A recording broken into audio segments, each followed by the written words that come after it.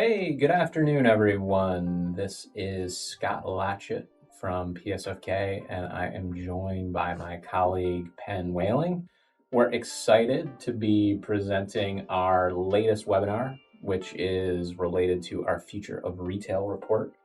This is always the flagship report that we do every year. It is an opportunity for us to take a look at all of the most meaningful trends and innovations that are happening within the retail space and providing a nice framework both for the coming year, so 2019, but then also thinking about how these trends grow and evolve in the coming years as well. As always, this is a report that's available to our premium members, and we're excited to share all of the great insights that we produce on a daily and monthly basis. We have a trends report library that is 150 plus at the moment. We offer all sorts of other ways of diving into that content, and then a number of bespoke services as well. Feel free to reach out to Jeff Weiner, our colleague who heads up membership, and would be more than happy to talk to you. And without further ado, I think we will get into the report. With this year's report, as mentioned, we're always trying to take a cut of the most exciting and interesting sort of shifts that are happening within the space. To give you a sort of sense of where we're coming from, last year, we presented a vision for retail, which we called the unified channel strategy, if you will, where we really sort of looked at the notion that the retail industry's focus on multi-channel was really something that was only serving the industry itself, whereas the consumer was thinking in terms of retail as a single holistic experience. And so really, we presented this notion that brands and retailers really need to think in a unified way of how all their retail channels can complement one another. And in many ways, this report is the next natural progression of that vision. We're really sort of looking at when that retail experience is unified and all these channels are working together to create this sort of single experience, that every channel becomes a direct line into the customer, and therefore direct to consumer really is the reality of how retail is working today. And as we take you through this report, we're really going to unpack that opportunity. It's no longer just for brands, although brands are really the ones that are sort of leading the charge there, but also for retailers as well. And arguably the most successful retailers are brands in and of themselves. And we'll look at that from the standpoint of three different pillars that we feel are defining that space, covering everything from supply chain and technology infrastructure through store design and the service that you offer in and around not only the store, but your broader retail experience in general. And then how that impacts customer loyalty, customer relationship management, etc. And as always, as we go through these reports, what we'll do is we'll provide some setup at the beginning and then move through to talk about the trends specifically and highlight some best-in-class examples as well. For this year's report, we worked with a partner that does consumer research. They are Suzy.com, SUZY, and everyone that's a non-American will appreciate the nod to Z instead of Z, but check them out. But as we go through and talk about consumer expectations, we're really going to highlight some of the stats that we pulled from that consumer survey that we did. And the first is that in today's marketplace, consumers have a real outsized expectation for how quickly brands and retailers are going to step up and meet their new needs and expectations with innovation, so to speak. And it's interesting to see 54% of consumers expect a brand to be innovating quickly to be able to implement changes within 6 months' time. And a surprising 29% feel that a brand should be able to bring those changes to the market in as little as a month. And, that's really sort of pushing us in a number of different directions. needing to have insight into the things that are sort of driving change within the market. And data, as always, is going to play a big role in that. And we'll look at some of the ways that brands are using data to optimize their in store operations, the way they start to think about meeting consumers.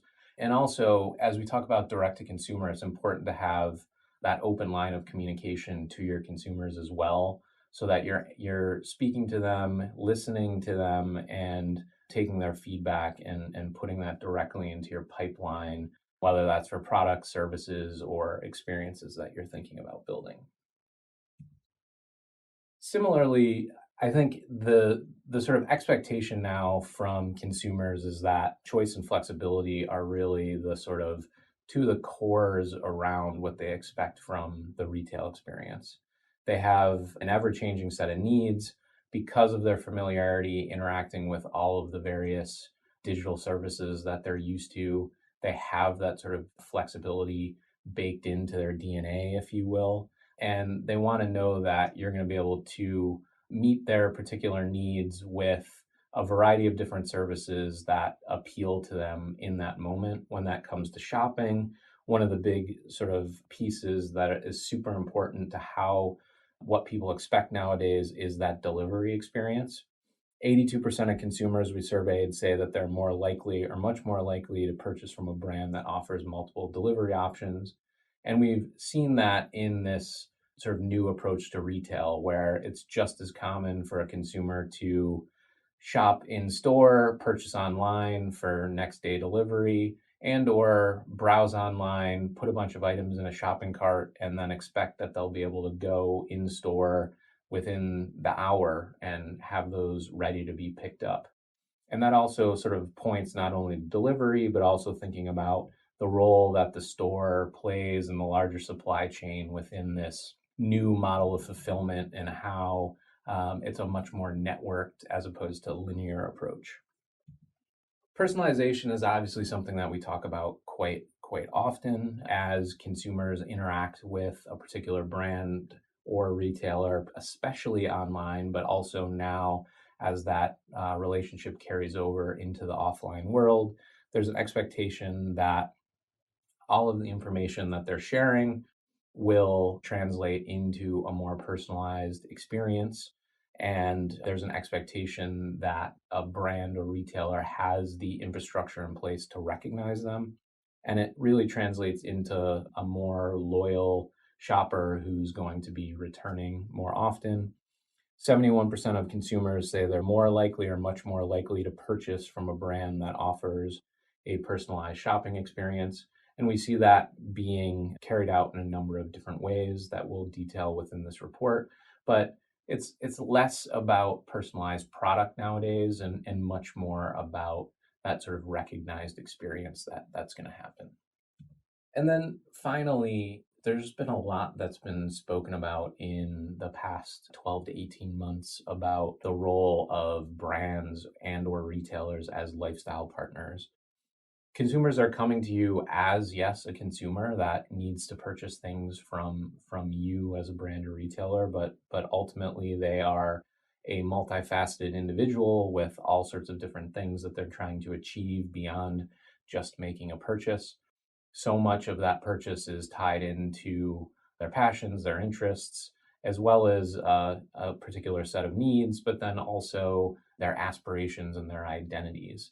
And there's a real need for brands and retailers to recognize that and appeal to those aspirations of their consumers and meet them with a set of relevant solutions that tap into that. And this is, a very compelling number. 84% of consumers are somewhat or very likely to visit a store that offers services that really sort of speak to that broader lifestyle and help them get the most out of their purchase. And again, that's also sort of taps into this notion that so many brands and retailers are focused just on getting to that purchase, but don't consider what that post-purchase experience looks like. And there's a real big opportunity to build off of that as well. So just as a wrap up here, these are again the four ideas that we just spoke on. And hopefully you'll see these echoed throughout the report as we take you through. As we turn away from the consumer, now we wanted to take a look at some of the bigger shifts that are happening within the industry itself. This is really our take on the new vision for retail. And again, as we take you through these are things that we're going to see echoed later in the report as well. The first idea we wanted to take a look at was the supply chain itself. And in the sort of traditional model, we've seen this linear, distributed way of organizing those systems. And, that's obviously been something that has powered retail operations over the course of many, many years. But what we're seeing is, particularly where direct to consumer brands are concerned, is that there's a much bigger shift to vertical integration, where if not owning all the aspects of the supply chain, there's at least a much deeper relationship amongst all of the various players within that space that enables businesses to be much more responsive to shifts that are happening both amongst consumers as well as within the industry itself. Seeing that playing out in terms of both the delivery and fulfillment idea that we spoke about earlier, as well as a business's ability to really make new shifts within their stores, be hyper local about how they're thinking about merchandising and providing inventory within that space as well. And then if a particular item pops, then they can bring it to market much more quickly and or respond to problems that might occur as well. Alongside that is the notion of data. And traditionally, in a much more distributed or disintermediated retail space, we've seen that every partner has their own set of data, but by the time it gets to the end individual or entity, retailer, brand, it's much more fractured. It's historical at that point, and there's a lot less that a company is able to do with that. The shift has been to this more holistic approach to data, and also whether perhaps it's not real time in the truest sense, but it's much more actionable in terms of how businesses are able to do things with that, both in terms of their understanding about their own internal operations, and again, sort of tying that into the above, what that means for their ability to take that and make quick changes in their business or even anticipate potential things before they happen, as well as within their understanding of the consumer, who their needs are, and the ability to deploy those insights much more quickly across the entire organization. So that's everything from the decision makers within HQ, the product people, as well as the frontline store associates who are having those interactions as well. Alongside that is this notion of a shift from mass market, which obviously was the strategy when scale has sort of brought us to this place with these mass market brands who are trying to sort of target the widest demographic and appeal to everyone. And the shift now to much more hyper niche in terms of what a brand or retailer is able to offer in today's market. And again, this is not necessarily personalized product, but it's a much more localized way of thinking about how you're merchandising to a particular set of customers or a particular region, or even down to an individual store, as well as the type of service and experience that you're able to offer within these individual locations.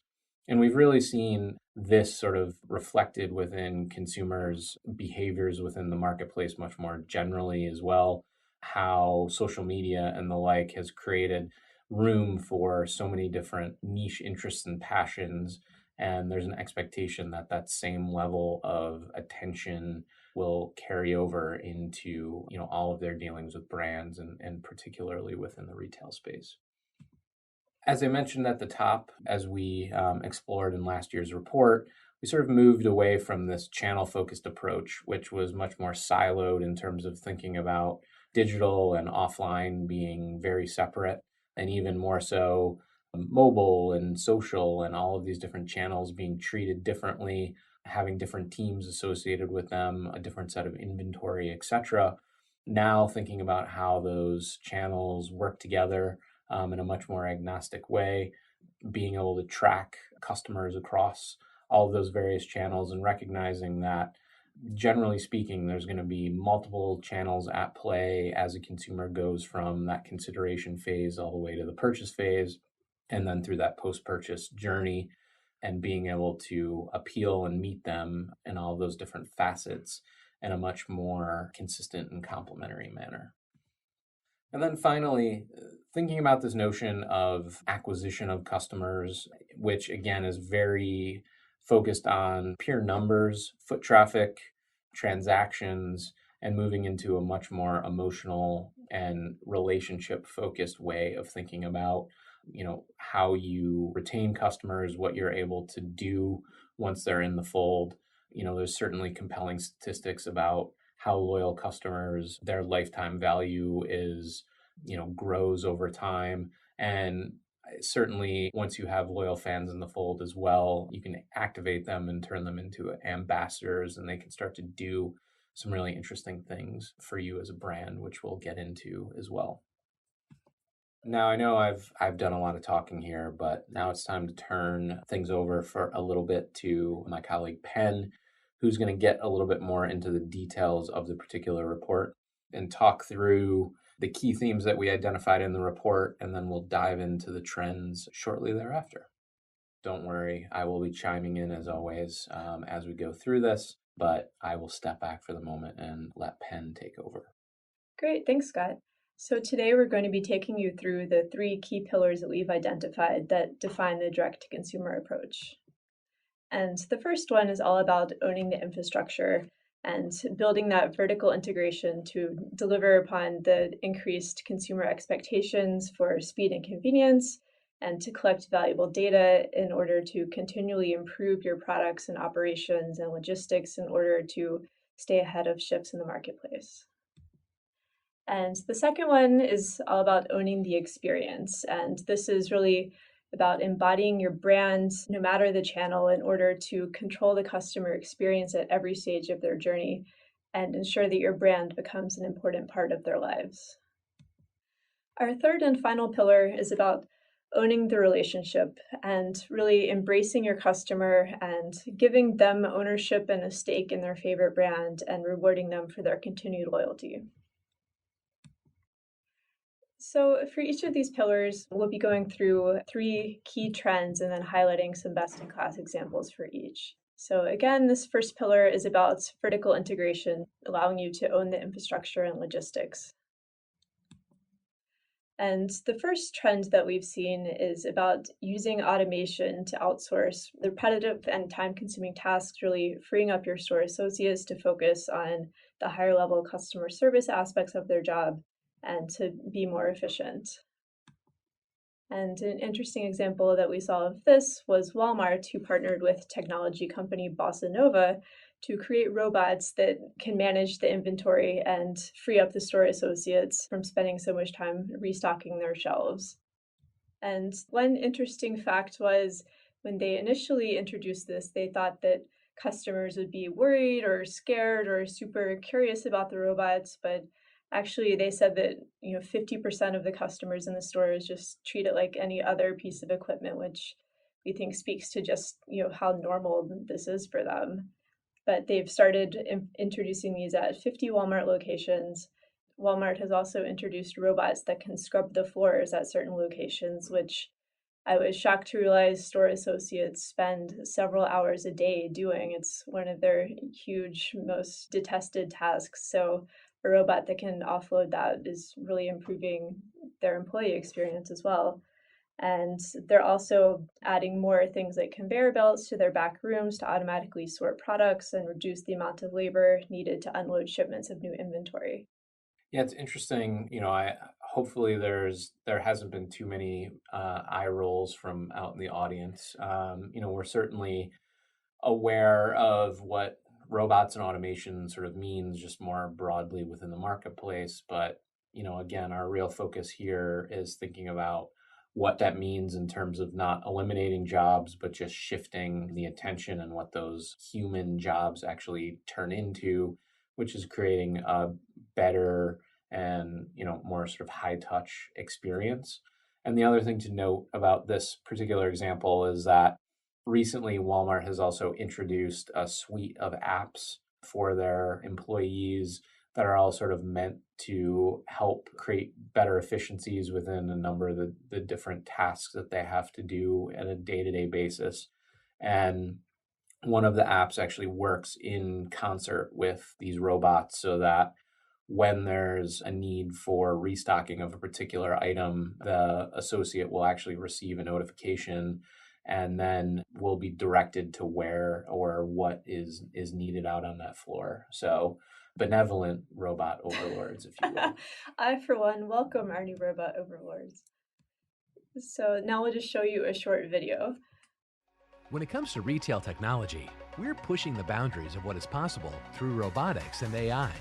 That's why we're excited about new shelf scanning technology we're testing in a small number of stores across the US. It simplifies routine work by using data and vision technology to find items that are out of stock, missed price changes, and missing labels. This helps our associates see where they can make the biggest difference for our customers. It also helps locate items and checks inventory levels on the shelf, broadening the assortment available to online grocery pickup customers and assisting our personal shoppers in filling orders. At Walmart, we're using technology to focus on tasks that are repeatable, predictable, and manual, freeing up associates to spend more time doing what they do best, serving you.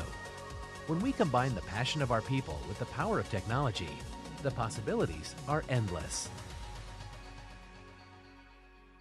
I think there's probably lots of jokes that kind of come up within there, but I think there is, some compelling things that are certainly being offered. I think it's also interesting to note that in the sort of test stores, they are choosing times to sort of deploy these robots when it's likely to be lower trafficked as well. And so the likelihood that a consumer may even see one of these is pretty low. But as Penn mentioned, at best there's a curiosity, but for the most part, people are just sort of going about their shopping and just treating these as any other piece of technology in the world, so to speak. Our second trend is implementing multi-tier distribution. And as we saw in our consumer survey stats from Susie, consumers really desire to choose from the best option that really meets their in-moment needs and to have that flexibility, whether that's from next day delivery or ordering ahead for in-store pickup or an increasingly complex set of options in between. So brands and retailers are responding by offering a more sophisticated and flexible distribution strategy that allows consumers to choose the most convenient option for them. And an example of this is Whole Foods, which, as I'm sure most of you know, was recently purchased by Amazon. So now they've enabled Amazon Prime members in select locations to order their groceries online and then have them scheduled for curbside pickup in as little as 30 minutes. And Scott mentioned that consumers want things in as little as an hour, but Amazon is already going far beyond to promise groceries in as little as 30 minutes. So once their groceries are ready, they can pull up to a dedicated area in the parking lot and have their groceries loaded directly into their car. And so the service is free for orders over $35, but they can also pay a $4.99 fee to have their groceries ready in 30 minutes. And if they decide that they don't have time to go to the store, they can also have ultra fast home delivery. Just to add to what Penn was saying, I think what's interesting, and obviously there is that sort of mission driven focus that Whole Foods is focusing on in this particular instance, but I think the numbers are pretty compelling, particularly with buy online, pick up in store services where the customer is actually going into the store, that suddenly you have saved them 15, 30 minutes, whatever the case might be. And some of that time that they've taken back will actually be spent in the store picking up additional items, giving them some time to shop around. And so, as we get deeper into this particular report, those additional services or experiences that you offer in store really begin to pay their dividends when you can translate that shopper attention into purchases as well. So the third trend within this first pillar is operate responsibly.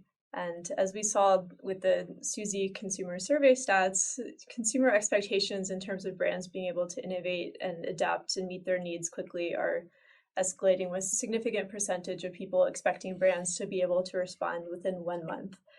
And so relying on long-term pipelines and siloed decision-making are no longer sustainable. And as well, companies are sitting on this wealth of data about their customers and their stores and the marketplace, but they often lack the internal DNA and creative insight to put it to use. But the successful brands and retailers are leveraging this data that enable them to quickly adapt or even anticipate shifts in order to be the first to market with new products and better serve the needs of their customers. And an example of this is Nike by Melrose, their new concept store in LA, which stocks products based on the shopping preferences of local users within certain zip codes that are near the store. So they're leveraging the data that they collect from their Nike Plus app and then stocking their merchandising mix based on what the local consumers are buying online. And this allows them to stock new inventory every 2 weeks based on the local market, which is much faster than their usual turnaround of 30 to 45 days. And consumers also benefit from this data as well, because in-store shoppers can browse on in-store touchscreens to see the most popular shoes or something in a given category for consumers who live in zip codes near the store. And it was interesting, we were speaking with Heidi O'Neill, Nike, recently, and she was telling us how much everyone in the neighborhood seems to love the store. They were saying that their engagement and activity with members in the zip codes surrounding the store was up 48% from last year. There's a number of things that I think they're doing that are really interesting within this. They are leveraging their existing loyalty program, Nike Plus, which is, as far as I know, free to join. And they've done some interesting things in terms of making that much more lifestyle focused and sort of making it feel exclusive, even though, theoretically anyone can join and participate. But within the context of the Nike by Melrose store, users or members can do a bunch of different things where they get access to exclusives within this particular store. They can order for curbside pickup. They can get access to a locker within the context of that store where they can get things set aside for them, and then they can pick them up and try them on at their leisure. And it all is sort of activated with that digital touch point first, and then sort of driving them into the store for various things. And then as well, there's experts on hand to answer questions about running and the like. So they've really thought about this in that sort of holistic way. And I think the other thing is, as I mentioned sort of earlier on, the sort of notion of local within a global footprint of a brand or a store is able to come to life in some compelling ways as well. Okay, and our second pillar, as we mentioned, is about owning the experience and controlling every aspect of the customer experience throughout their journey, whether that's boosting shopper confidence through expert assistance or through engaging in-store experiences, as well as offering related goods and services that ensure that your brand becomes an integral part of consumers' daily lives. And the first trend within that pillar is offering expertise at every stage. And consumers are overwhelmed with more choices than ever, so they really look to brands to help them make the right choices. And so brands are investing more in training their frontline associates. The in-store expertise is really becoming more important. And whether this is through one-to-one consultations or group classes or post-purchase support, these initiatives are really designed to boost shopper confidence at every stage of their journey. And an example of this is London department store Harvey Nicks, which unveiled this initiative called Ask HN, which allows online shoppers to connect directly with in-store associates through a portal on their website. So they can be directly connected to an in-store associate, usually one who is at the nearest physical location, and then they can get styling advice, such as how to get the most out of their favorite wardrobe pieces or what to wear for a job interview. And they can also get food and beauty advice. And the app allows the in-store team to live stream and send pictures from the shop floor and send product recommendations, which really allows the in-store high-touch experience that people enjoy to be extended to the online space. Yeah, and I think this is interesting. When we were visiting shop.org this year, I had a chance to chat with two of the folks that started Hero, which is the sort of white label solution that is powering this particular initiative. And one of the challenges that retailers have is obviously if you have a physical store, you need staff within that store, but it's not always going to be busy at any given time. And instead of having them standing around or endlessly sort of folding and refolding things on a shelf, there's the opportunity to really sort of activate them. And in this case, create those one-to-one relationships, which, start online, but then can translate into an appointment in store and get more of that high touch service from someone who's actually, knowledgeable about the products, has them right in front of them, can really do a number of different things there, which I think is great. And more broadly, we've seen a shift amongst a number of different retailers and brands who are starting to try to activate their associates in new ways and really sort of have them be the influencers of their brand or of their store. And that just again creates more meaningful work and creates new opportunities for them as well. So our next trend within this pillar is market a memorable experience. And even with the rise of e-commerce, the physical store remains important because people want to visit a store to experience what they can't get online. They want to touch and feel and interact with the products and really immerse themselves in inspirational environments and create an emotional connection with their favorite brands. So to give their consumers a reason to still visit the physical stores and prompt them to share, companies are creating these unique in-store experiences that inject theater, storytelling, and uniqueness into their physical footprints that really position the store as a marketing channel as much as a place to buy. And an example of this is Eileen Fisher's new store that just opened in Brooklyn. Making Space pitches itself as this community-centered retail experience, and it's meant to highlight the brand's commitment to sustainability.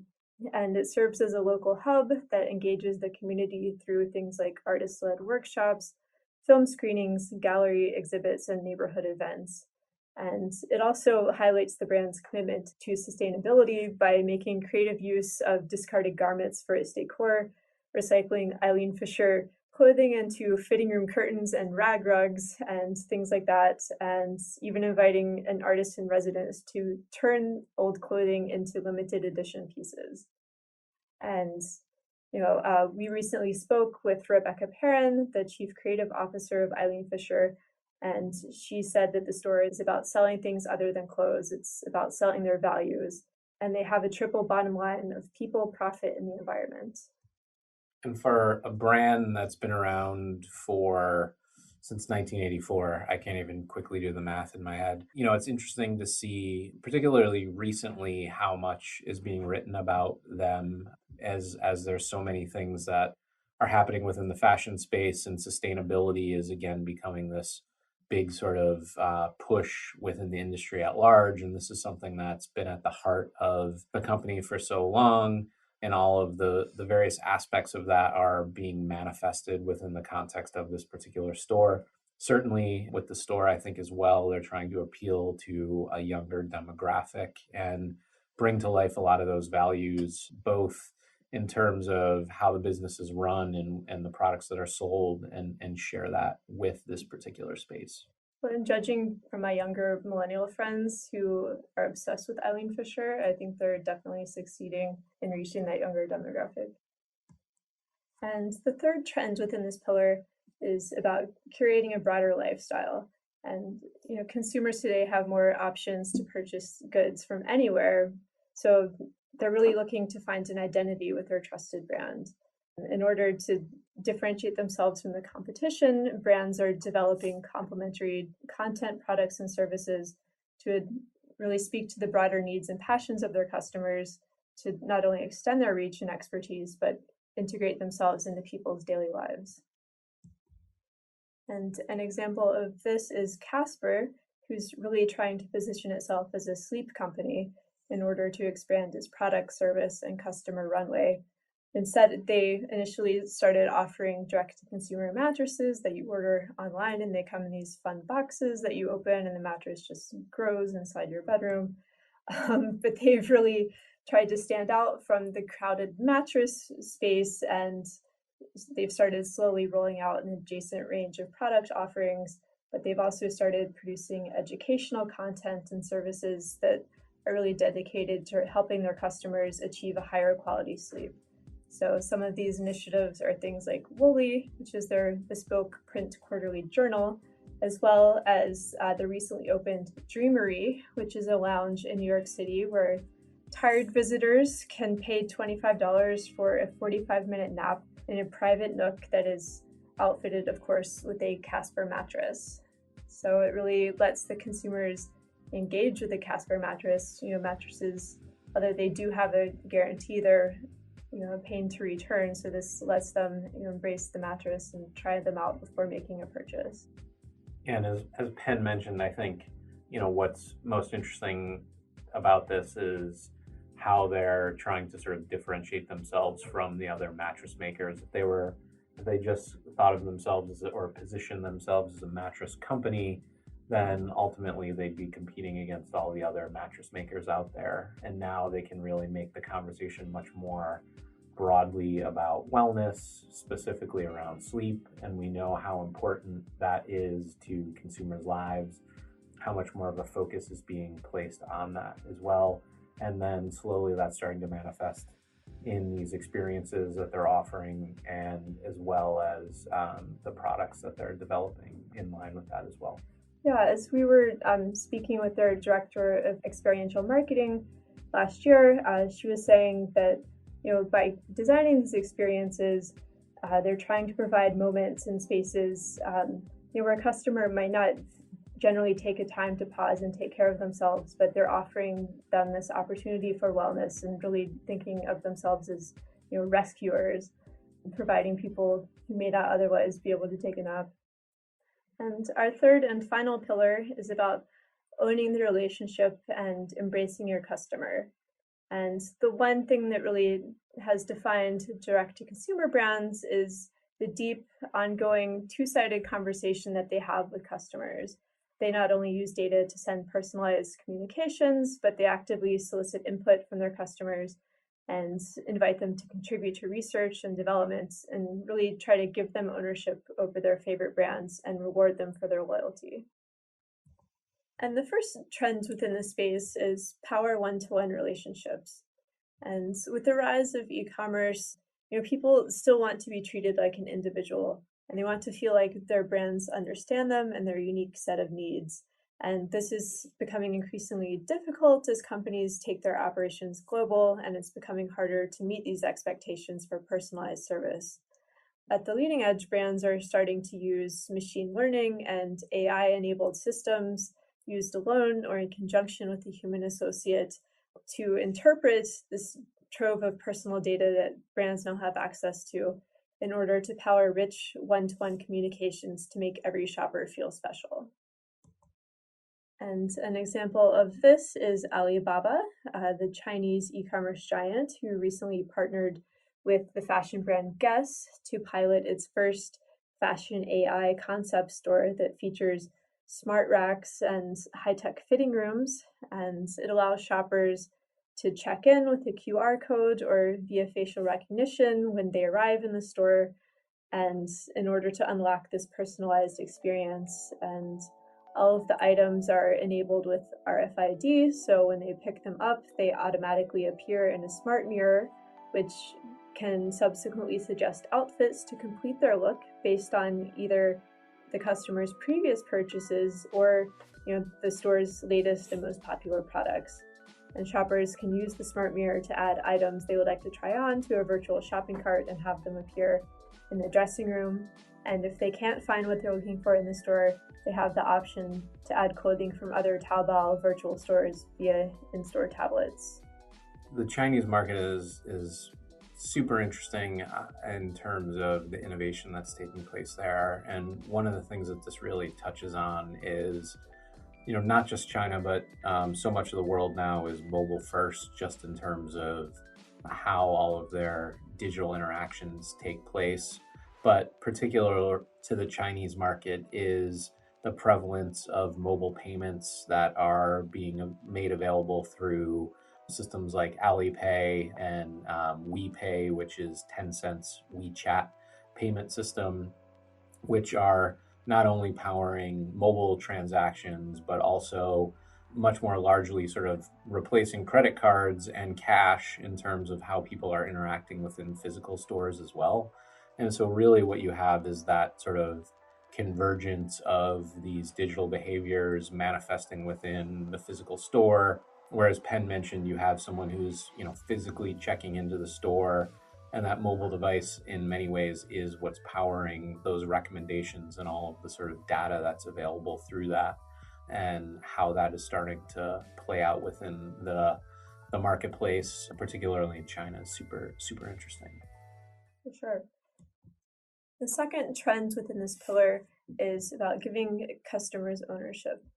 And consumers today feel an increasing sense of ownership over their favorite brands, and they really want to help contribute to their lasting success and be a part of a two-way relationship rather than just buying products. They want to feel like they're being heard. And so brands are following suit with initiatives that invite trusted members and loyal fans into the research and development process to share their expertise and feedback through crowdsourcing initiatives.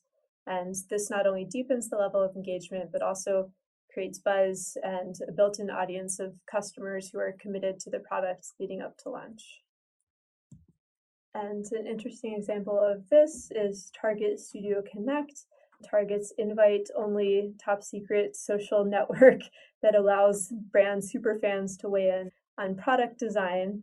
So this social network is available by invitation only, and it's been limited to 600 participants who have been recruited via online research and receipt polls. And it allows the Target designers to ask members questions via the app and receive feedback super quickly on new product designs. And it allows them to incorporate this feedback and refine their products much more quickly than they would be able to if they went through the traditional qualitative research process. And this allows them to launch new products and get them to market much more quickly. And participants aren't paid, but they can earn points towards discounts and gift cards. I think as Penn mentioned, there's a couple interesting things that are sort of happening within this space. Obviously, as you begin to develop these deeper relationships with your consumers, then there is that two-way level of communication that's happening there. Once you're doing something at the level that Target is and a number of other brands, you have the ability to not only use that information in terms of how that sits within your product development and potentially beyond retail service development, etc., but then you can tie that into loyalty systems as well.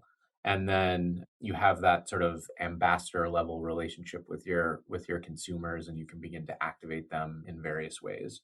Another sort of interesting side note is I've recently been seeing a lot of information tied to how brands are starting to really start to dabble in creating their own communities or social networks under the same guise that, whereas traditionally a wholesale or distributed model starts to cut into margins and erode some of that relationships that are available. Similarly, as you start to outsource all of these relationships to platforms like Facebook and Instagram and Twitter and things like that, there's always the fear that you might be limited in terms of the access that you have available to the various either the individuals themselves or the data or what have you. And so a number of brands are starting to think about, what does a brand or retailer specific sort of network begin to look like, and then what are the types of things that you can offer around that as well. Great. And our final trend is about delivering meaningful value. And This is about evolving the consumer relationship from a transactional one to a service-based one, and really allowing the brand to integrate into and enhance their daily lives. So brands are offering connected services that add value and flexibility in order to help consumers meet their various needs and lifestyle goals. And this includes things like subscription-based offerings that remove the hassles of ownership, as well as loyalty programs that reward them with exclusive experiences and support and special treatments. And an example of this is Care by Volvo, which has rethought car ownership as a subscription service that removes a lot of the headaches associated with owning a car. And so this Care by Volvo service lets customers lease a car for a flat monthly fee of $600 a month with no down payment. And it's a nearly all-inclusive service that includes the car lease on a $35,000 car, insurance, service, wear and tear, and roadside assistance. So basically everything but the gas. And drivers can subscribe online or even via the Care by Volvo app and upgrade to a new car in as little as 12 months. Yeah, and there's been a really interesting sort of push for these pay for loyalty systems and what that actually brings into it. And I think when you can create a compelling enough value proposition, both in terms of what's on offer, but more importantly, the sort of convenience and premium level of access that is available, and we're starting to see customers really be willing to tap into that. Obviously, Amazon Prime is perhaps the sort of most well-known example of this, but within the context of this report, we look at other brands that are doing things within that space as well. I think it's a shift away from the sort of traditional way of thinking about rewards and more about thinking about access and ecosystems, if you will. Wonderful. So that brings us to the end of the sort of meat and potatoes of the presentation, if you will. This is just an opportunity for us to sort of look back at those three pillars again, the infrastructure piece, which again, supply chain, data, and that sort of fulfillment logistics piece, the experience, thinking about how your brand comes to life, both within the store and through various service experiences, both on and offline. And then finally, how you're owning that relationship with the customer through these two-way conversations and what you can begin to do both in terms of leveraging that relationship and rewarding customers for participating within that as well. And just as we close out, we wanted to leave off with some takeaways that will help hopefully fill in the gaps a little bit in terms of some of the major points that we've hit on here. And the first is employing technology to power human connection. I think for us, this technology is best when it sits in the background. It's not necessarily always front and center. And again, if we're going to talk about robots within the context of a physical store or AI or any of these technologies, we want that to really be used in powering more one-to-one relationships between customers and associates, wherever that might happen. And that just creates a much better brand relationship and is, really why one of the things that people are, why they're turning to stores to shop in and why they choose particular brands is for that level of connection that they offer.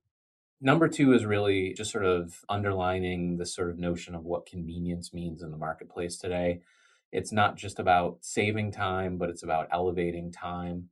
And we've seen that in a number of the examples that we talk about here, offering flexibility in terms of how people choose to spend their time, whether that's online and picking up in store or providing a higher level of service so that when they have that extra level of time that you're able to meet them with service or experience that really creates a better overall shopping trip for them. And so really sort of understanding who the customer is in that moment and being able to appeal to both of those two halves of that shopping mission. And then alongside that is providing the tools to empower your customers to shop on their own terms. So much of what digital has done is created this sort of self-service sort of attitude amongst customers, and really wanting to sort of understand what shopping experience is going to look like regardless of where they're going to be making a purchase or how they're going to go through that particular journey, and just giving them the ability to sort of, control as much of that as possible. Thinking about not just selling your customers a product, but selling them on aspiration, which taps into that sort of lifestyle piece, how something is going to fit into their lives. And then also thinking about the solutions that you offer beyond that as well, so that they're getting the most out of that particular product. They're really reaping the benefits of the relationship that they have with you as a brand or retailer as well. Thinking of transaction as not the end, but perhaps the beginning of a deeper relationship with your customer. And also alongside that is this notion of post-purchase is so hugely important to loyalty today.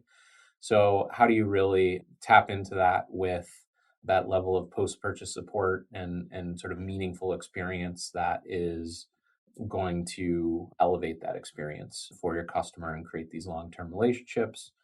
And then finally, treating your customers as a resource as well. They have passions, they have expertise, they want to participate with and collaborate with their favored brands and retailers. So, how do you activate them and get them to help you enhance that experience? And again, we saw that with direct feedback related to products, and then indirectly talked about how that impacts that sort of ambassador relationship that you can begin to offer as well.